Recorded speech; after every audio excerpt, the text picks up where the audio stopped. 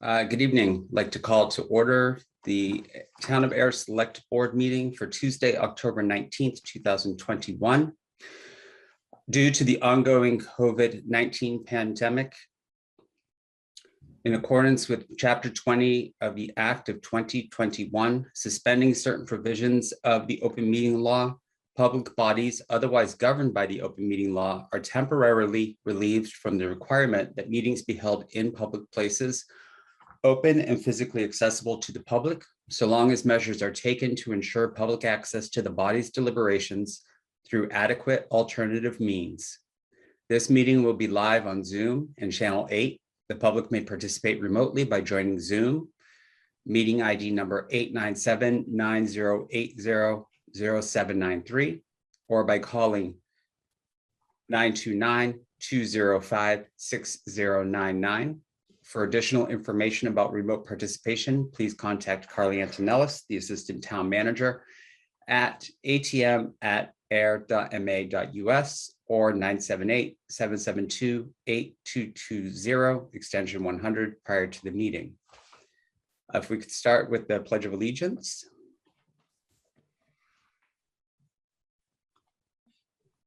The Pledge Allegiance. I pledge allegiance to the flag of the United States of America and to the republic for which it stands, one nation, under God, indivisible, with liberty and justice for all.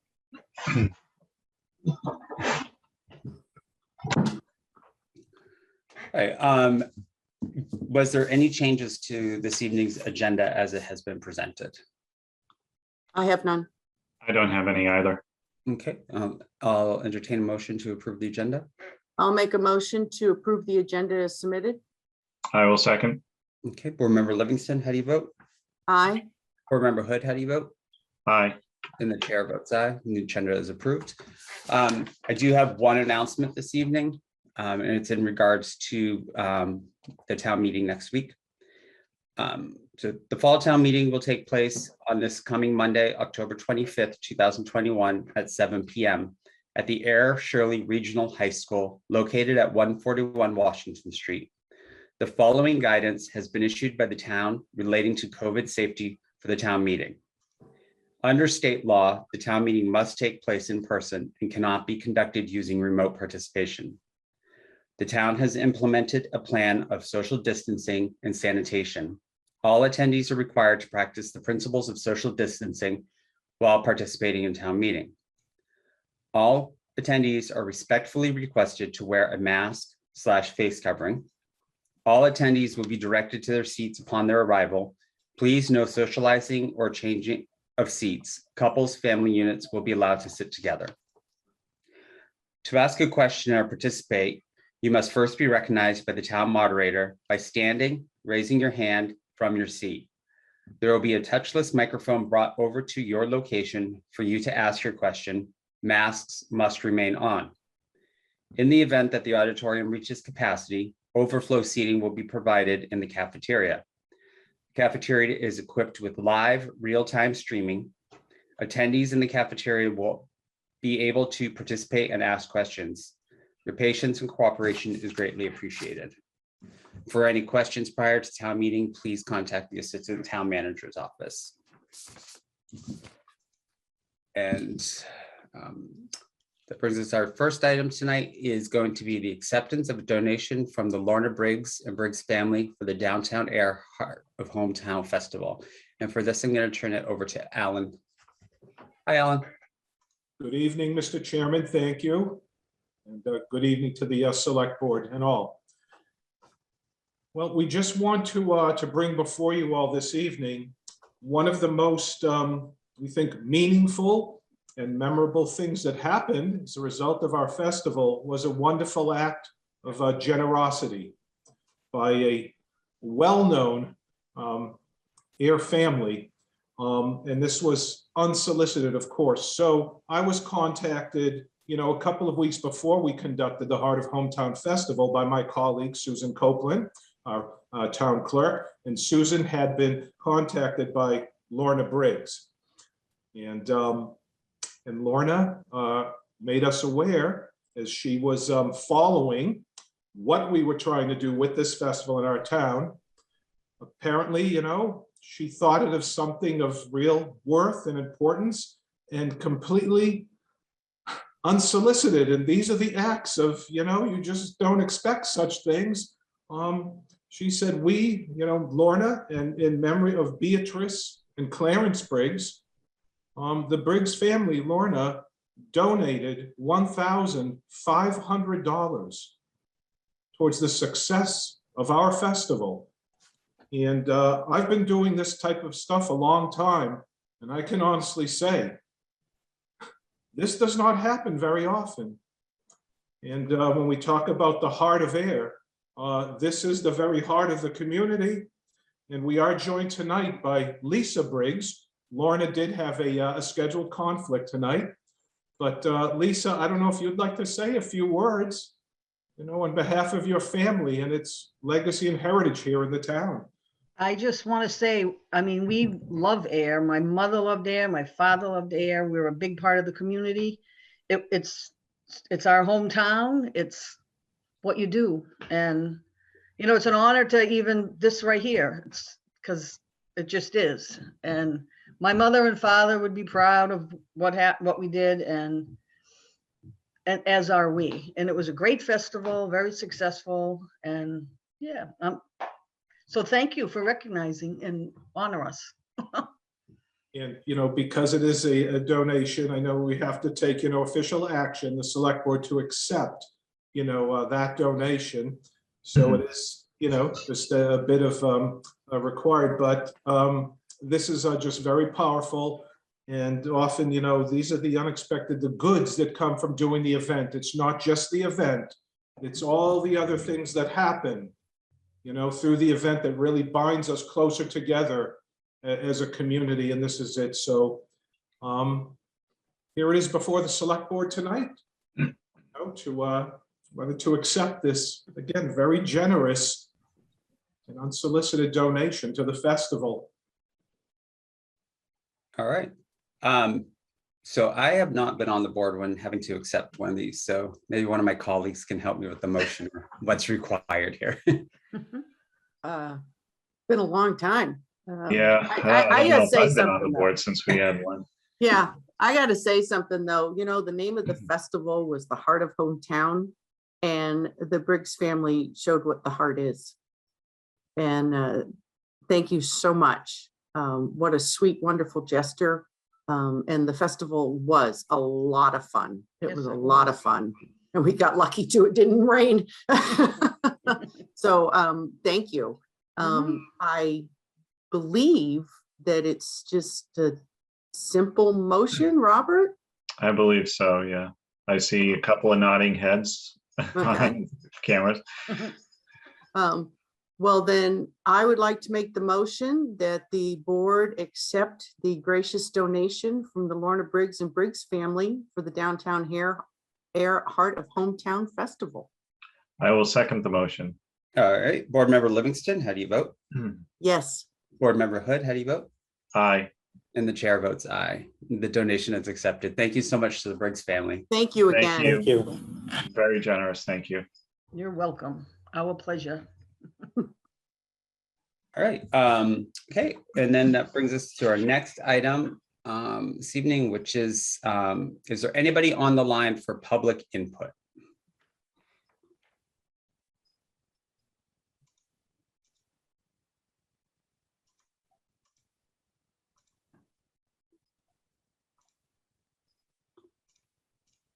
Okay, I'm not seeing or hearing anybody. The next item would be the public hearing for Chapter 138, Section 15, beer and wine license for Yatum Central Convenience.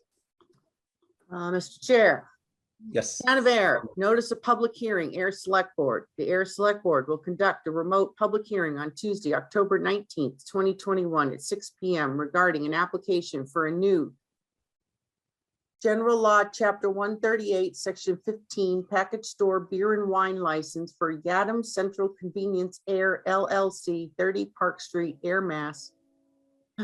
For Zoom call-in information, please contact atm@ayer.ma.us or 978-772-8220, extension 100. Name of the applicant is the Yadam, I hope I'm pronouncing this right, Central Convenience Air LLC, 30 Park Street, Air, Mass. 01432. Date of public hearing, Tuesday, October 19th, 2021. Time of public hearing, 6 p.m. Location of public hearing, remote participation meeting held on Zoom, Zoom ID 897-8090-0793. Meeting materials and information may be attained by contacting Carly Antonellis, Assistant Town Manager at atm@ayer.ma.us or 978-772-8220, extension 100. Okay. Okay, and I see that Mr. Emerson Yada are on the line with us or on the meeting. Good evening, welcome. Mr. Chair, I just want to refresh the board's memory, as I'm sure you remember. We had an available beer and wine license due to the vineyard getting an all alcohol license. So therefore their beer and wine license became available. We opened it up. We heard from all interested applicants. If you remember, just a couple months ago, the board had invited the Yatim family to apply. So this is their application. It's been reviewed by all our department heads. There's no issues. So the next step, if approved by the board tonight, it would go to Boston to the ABCC. And once it's completed, we would issue the license here from this office. Okay. Thank you. Any questions from Scott or Janice? I don't have any questions. I think we had an extensive presentation a few months ago. I just have a quick question. How's the remodeling going?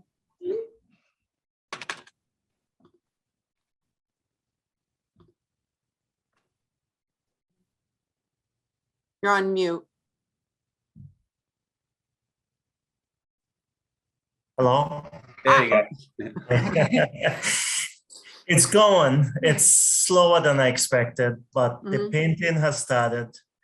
Some of the cabinets will be installed tomorrow. Next week, we should have all the shelving in. And the last phase will be, once we have the license, is to install the beer cave. It will be a cave. Go. I like that, beer cave. Yeah. I just want to thank everyone, Mr. Chairman and the select members.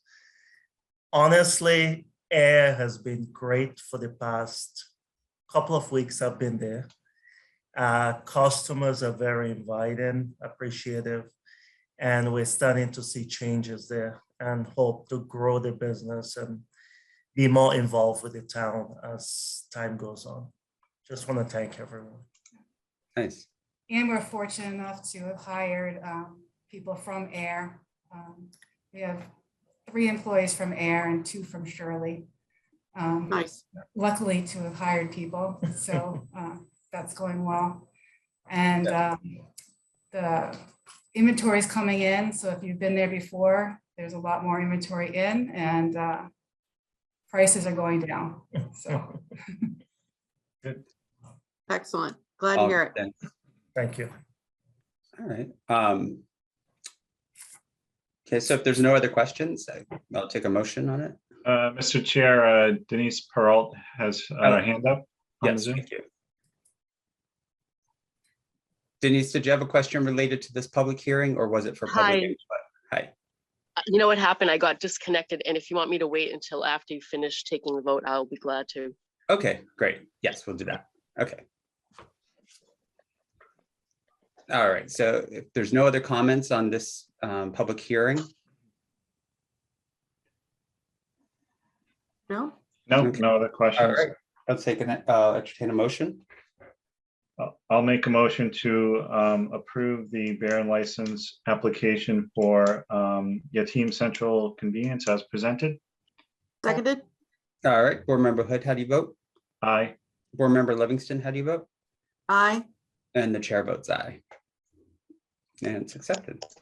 Great. So Thank you much. guys for Thank you. being here this evening. Appreciate it. Thank you. And Yeah. today, I'll be in touch with next steps for you. okay, Thank great. you. Thank you. And good luck with the renovations. Thank you. Thank you. Thanks. Ta-ta.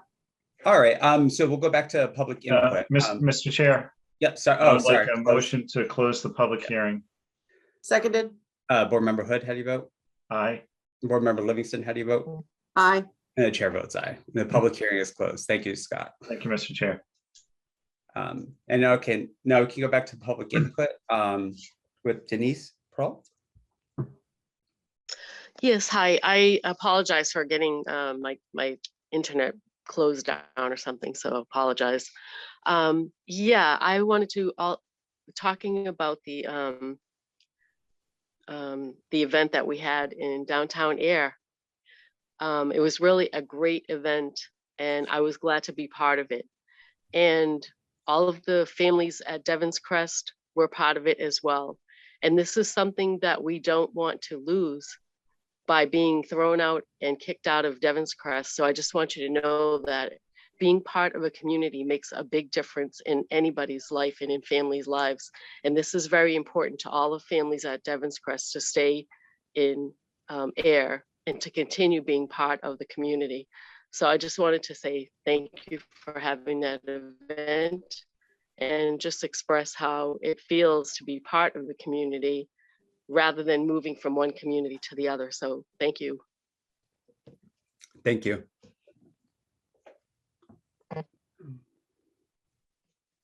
The next item we have is the execution of the West Main Street Mass Works infrastructure project. Looks like, is that going to be Mark?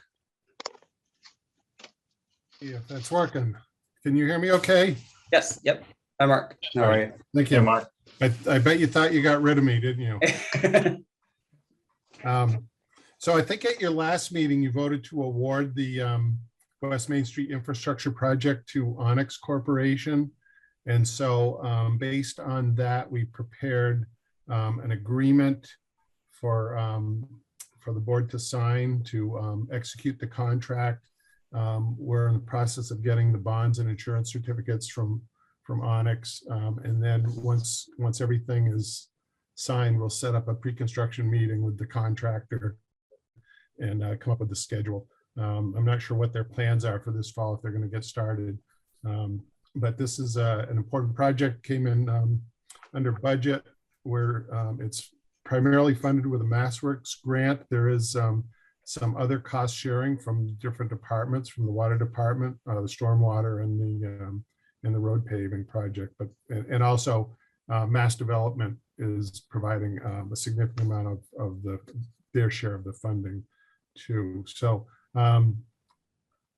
so I attached the agreement, and so I'm requesting that the board vote to execute the agreement with Onyx Corporation from Acton, Massachusetts for the Ayer West Main Street infrastructure project in the amount of $2,582,522.50 for signature by the board. So moved. I will second. Okay, Board Member Livingston, how do you vote? Aye. Board Member Hood, how do you vote? Aye. And the chair votes aye. Okay. When will this start? Well, I'm not sure what their schedule is, but I would guess they'll start doing some of the utility work as soon as they can. And it depends on whether they can get materials and how the weather cooperates. And I would anticipate they're probably going to be starting the water main work on Scully Road and then working towards the Verbeck Gate. So they have a new water main through the whole project, and then there's a fair amount of stormwater work that they also have to do. So I think that's what they'll start on this fall, and then it'll be similar to what happened on East Main Street, where they did a lot of the infrastructure work in the fall, and then came back and did the sidewalks and curbing and paving. And so I think it'll be a similar schedule. Okay. Any other questions? No other questions. Thank you. All right, Yeah. thanks, Mark. I'll be back. Okay. Like a bad penny. Great. Thank you, Mark. All right, next up is our town manager's report. Mr. Pombriant. Good evening, Mr. Chairman and members of the board. I hope that everybody is well. In terms of the administrative update, in the packet, you have the various town warrants that were approved since the board last met on October the 5th. I believe that the issue of town meeting has been covered, and we're ready to go Monday, October 25th at 7 p.m. in the high school auditorium. I did receive we received an inquiry today from APAC regarding whether the town wanted the town meeting to be broadcasted live or not. And in the past, we've done it both ways. Again, just for public disclosure, as mentioned by the chairman, under state law, the town meeting, there is not remote participation. The town meeting has to be in person. But in the past, we have filmed it. We always film it, but we've also have filmed it live. And I just looking for direction on, that was the I think question. it should always be live. Okay. Yeah, I would agree with that. If we have the availability or capability to do live, we might as well have it live. Right. Okay. I agree. If I might add as the moderator, I think that would be very important. All our neighboring towns are doing that now. Okay. So I would recommend that, certainly. Okay. We will let APAC know. I'm sure they're listening, and we'll have it broadcast live. Right, in terms of the update, it's that time of year where it's beginning to be all things budget, obviously preparations for the town meeting on Monday. Also, we have been spending quite a bit of time in looking and understanding the ARPA, the American Recovery Act funds that the town will be receiving and all that's involved with that. And I anticipate coming before the board in the very near future for a more detailed discussion and a proposal on the plan for those funds, as well as what's involved in the reporting of those funds, what you can use it for, what you can't. The executive buy board has started those discussions as well. So there is a lot to it, and Ayer is not alone. Everybody's trying to get all the information around ARPA. The budget process is underway. The capital planning process started on October 8th. Departments will submit their capital plans by October 29th per the budget calendar, and then the committee will begin to work on that. I also just want to mention that our new senior center director has really hit the ground running and are making some improvements to the space down there at this time. And she's optimistic, as are we, that they'll be able to open on November 1st is the target date. Of course, they've been busy with seniors and working remotely and so forth, but hope to have an exciting update on that opening in the near future. The first, unless there are any administrative questions from the board, I'll get right to the action items. The second item, I just wanted to, and I'm joined by Mark Wetzel. We've been talking quite a bit about the Woodlawn Cemetery, and of course there will be a presentation at town meeting as the first 3 articles have to do with the transfer. But in the board packet that was sent to you on Friday, that's online, you have the Woodlawn Cemetery transfer study report. And I just want to thank Mark Wetzel for all of his work on that in his capacity as DPW director, Dan Van Schalwick, the town engineer, Lisa Gabri, the finance manager. A special thanks to Ginny Matthews, the treasurer of the Woodlawn Cemetery Board of Trustees, and to the Woodlawn Cemetery trustees for all of their help. And so what I thought we'd do in the interest of time, very briefly, I asked Mark put together just we'll call it sort of an executive sort of overview of the study report, and just hit upon some of the key components. So if we just take a few moments, and then if there are any questions, so maybe Mark, do you want to start on the background piece? I think you're muted. Yeah, I had dropped off, so I just moved to a better location. Okay. So anyway, one of the things with most municipalities in Massachusetts have a municipal cemetery. So we're not really inventing anything here. It is new for the town. It's also new for Public Works. We don't have a lot of experience with this. So it was a good learning experience putting this together. And every time I read the report or look at something new, I think of something else we need to do related to this. So it'll be a little bit of a work in progress, but a little bit of the background. Woodlawn Cemetery was established in 1859. And it was actually, I think, laid out prior to that as a cemetery for the town of Groton, but I haven't really found a lot of history on it. It's currently operated by the Woodlawn Cemetery Company, which has a board of directors. And as most of you know, as residents, that it's located on Harvard Road. It's on both sides of the road. The older section is on the west side and the newer sections on the east side. There's 5 sections with a total of approximately 1,300 lots. Section 5, which is on the east side of the road next to the gas station there, it's undeveloped and has about 360 available lots. There's a few of those lots that are sold, but primarily they're mostly vacant and up for sale. There's a soldier's lot that has 52 graves, primarily from soldiers from Devons. And that's operated by Massachusetts National Cemetery. I've talked to people down there on what they do and what kind of agreement we have. And we need to get a little more of a formalized agreement on that. But they pretty much pay the town to, or pay the cemetery corporation to use that section of the cemetery. And right now the operations are by the board of directors that basically manage the administration of the cemetery, and then they hire a landscape contractor to maintain the grounds and assist with the digging of the graves.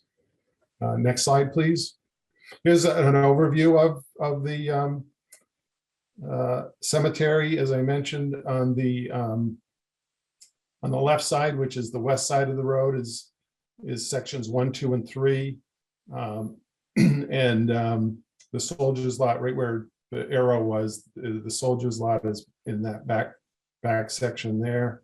And then on the other side is, in the front is section 4, and in the back, which looks like a field, is section 5. Next slide, please. Robert, do you want to cover this one? Sure.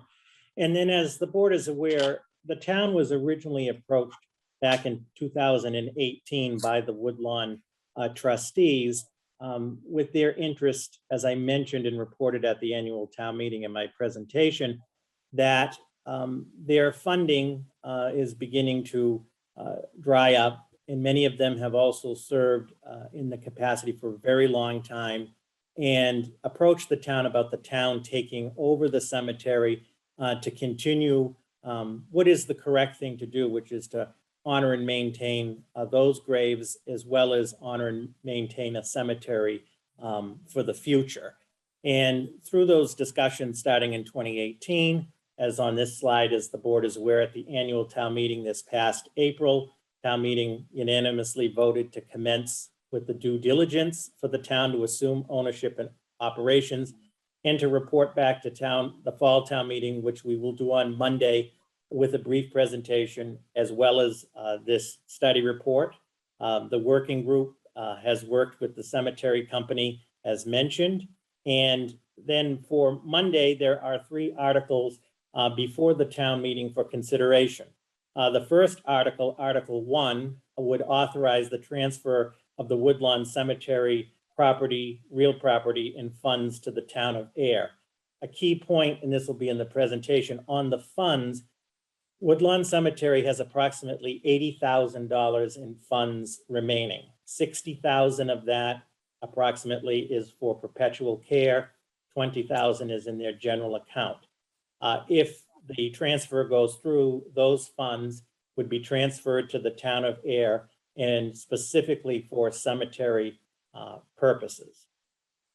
Article 2 is to authorize the funding in the amount of $41,000 for the purpose of the town operating the Woodlawn Cemetery for the remainder of FY 2022. Because if this passes, the anticipated plan to finalize the transfer would be January 1st, give or take, of 2022. It's mid-budget, obviously, and momentarily I'll have Mark speak a little bit about the development of this 41,000 for the operations. And then lastly, Article 3 would authorize the placement of a ballot question before the voters at the annual town election on May 10th of 2022 for the formation of an appointed 3-member cemetery commission, which will be responsible for the policies of the Woodlawn Cemetery. So obviously, we want to establish a cemetery commission. It would be appointed by the select board. It's a 3-member commission with 3-year staggering terms, and they would be responsible for developing the policies and procedures, including also fees and prices, et cetera, for the cemetery, and with the DPW providing the workforce for that. It is a 2-part process under Massachusetts state law, so the town meeting needs to authorize the placement of the ballot question, and then the voters will be asked the question on May 10th. Do you vote in favor of the creation of a appointed cemetery commission? Once that vote happens, and assuming it's all in the affirmative, then we'll start the process to get the commission put together. And there are some of the directors on the Woodland Cemetery Board of Directors that are potentially interested in applying for a position on there. So that's sort of just the progress to date. And then we'll go to the next slide, please.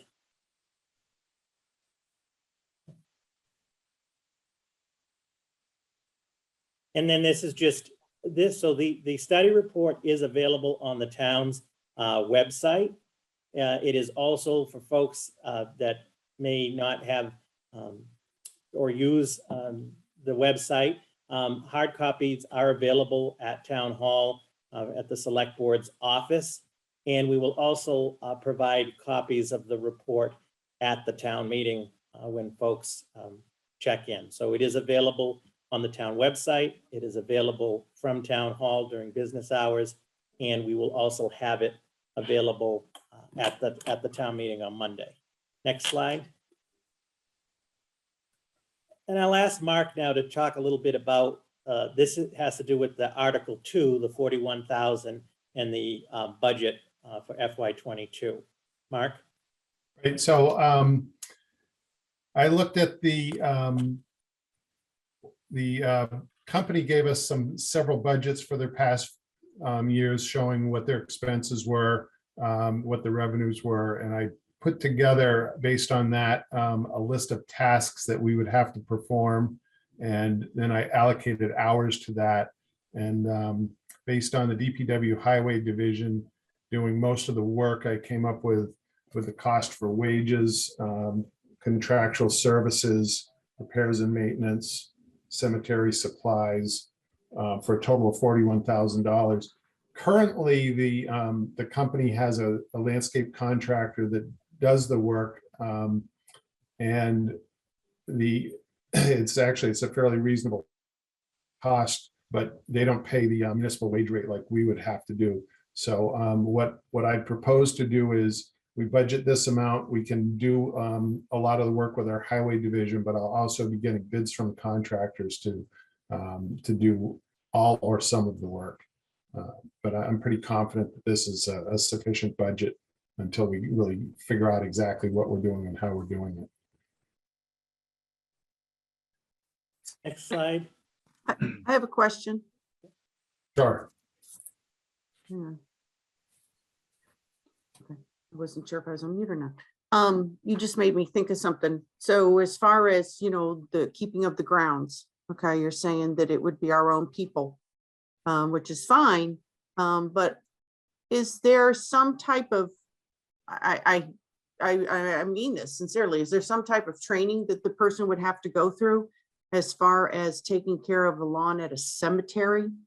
Because, you're not talking just about like, flowers people might put, but markers that the veterans put, and we can't have those markers moved because then we don't know, it's not always on the gravestone that they're a veteran. So, we have that marker. So, would there be some type of training, that these people would go through? Exactly. We'll have to have some sort of a collaboration with the existing directors, their contractors, or public works staff from other departments or from other towns that can kind of go through that. There, like you said, there's specific requirements on what types of flowers, memorials, things like that can be placed there. So that's something that we'll have to collaborate on with people that know what they're doing.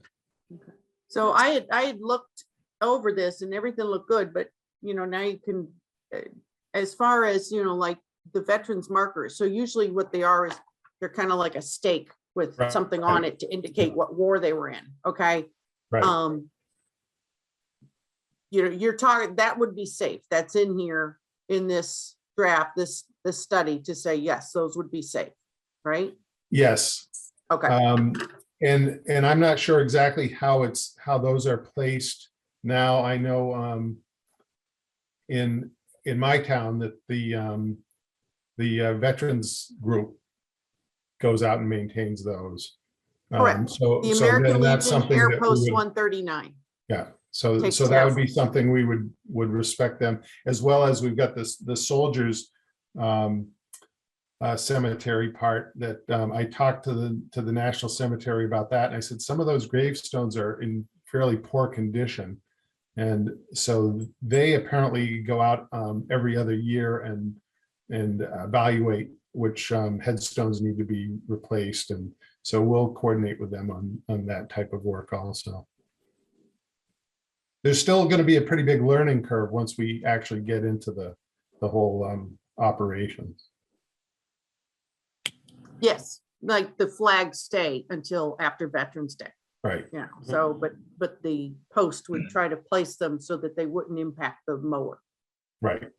So that they do try to do that. So, okay. Thank you. So And for then- implementation, the first step is that we, the fall town meeting has to vote to approve the 3 articles. And then based on that, the DPW would assume administrative and operation responsibilities on January 1. There would be the vote to approve the formation of the cemetery commission. And while this is going on, we'll develop specific operations plan with duties and responsibilities. And, I've kind of outlined that, but as Selectman Livingston said, there's, a lot of things we don't know that we have to identify and incorporate into the operations plan. As well as one of the things that I started looking at, there's a database of which plots are sold, who's buried there. And so we need to, am I frozen? No, okay. So we need to figure that out because there's some information that's unclear. And so we'll have all that work done while we're forming the cemetery commission. And then we'll need to work with the town accountant to figure out how we set up the different accounts. And then we will also, as part of the budget program, start developing the FY23 budget. And so that, again, is just a brief overview of the overall study report. And as I mentioned, we'll be having a specific presentation for Monday night for the voters at town meeting on this. And again, I think that this is a success story in the making, as we discussed when the Woodlawn trustees first approached the town. This is an opportunity to be proactive, to have the transfer occur in a manner in which we continue to honor this important and sacred place and continue to operate it also for the future, rather than being in a reactive situation as the capacity of Woodlawn to continue much longer is a challenge. So we look forward to the presentation on Monday to the town meeting and hopefully to favorable support.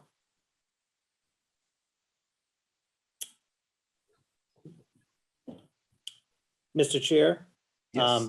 Lastly, just briefly, as we move into the budget season, my third item is the FY23 budget process and update. The board approved the schedule at your last meeting, which is appreciative.